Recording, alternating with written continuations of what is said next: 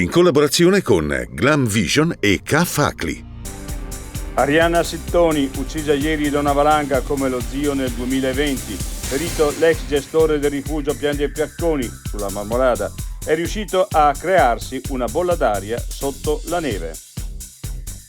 Dalla Val di Passa al Monte Elmo, 4 valanghe tra Trentino, Alto Adige e Bellunese nella giornata di mercoledì 25 gennaio, coinvolte delle persone. Purtroppo Hans Appacher è morto.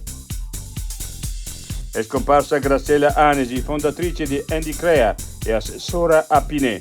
Santuari, è stata un esempio per tutti noi. Sfratti e politiche abitative. La provincia, dopo aver spostato i TEA sotto l'agricoltura, ora fa saltare anche un dirigente. Gerosa. Non condividiamo la decisione. Sono 11 gradi di temperatura, ma a Trento arriva la neve trasferita con i camion dalla Val di Fiemme per l'inaugurazione spettacolare della Marcialonga.